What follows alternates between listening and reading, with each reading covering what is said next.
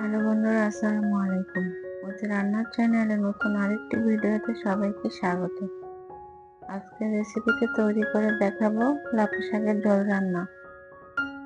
শাকের ঝোল তৈরি করার জন্য প্রথমে কিছু লাফা শাক খুব ভালো করে বেছে কেটে ধুয়ে নিয়েছি।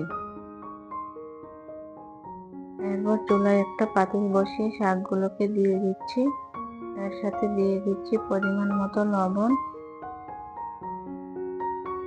এখন একটা খুন্তি দিয়ে উল্টে পাল্টে নেড়ে চেড়ে ঢাকনা দিয়ে ঢেকে রান্না করে নিচ্ছি কিছুক্ষণ পর ঢাকনাটাকে তুলে নিচ্ছি।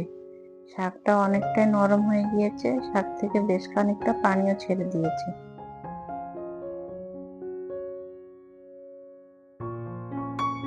যেহেতু শাকের ঝোল তৈরি করব, তাই এখানে পরিমাণ মতো আরো কিছুটা পানি দিয়ে দিচ্ছি।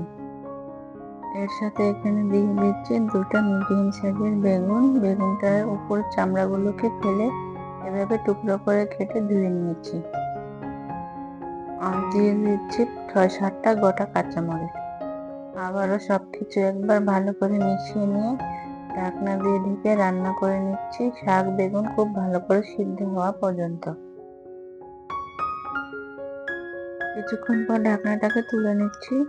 সবকিছু খুব ভালো করে সিদ্ধ হয়ে গেছে। এখন একটা কাঠের খুন্তির সাহায্যে শাকটাকে একটু ঘুটে নিচ্ছি, যাতে বেগুনগুলো শাকের সাথে খুব ভালো করে মিশে যায়।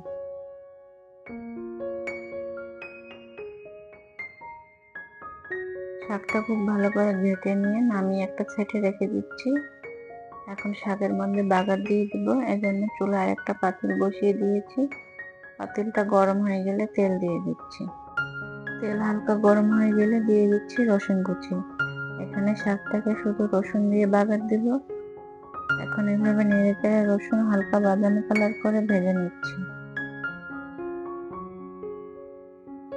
বাদামি কালার হয়ে গেলে এই পর্যায়ে এসে ঢেলে দিচ্ছি আগে থেকে সিদ্ধ করে রাখা শাক।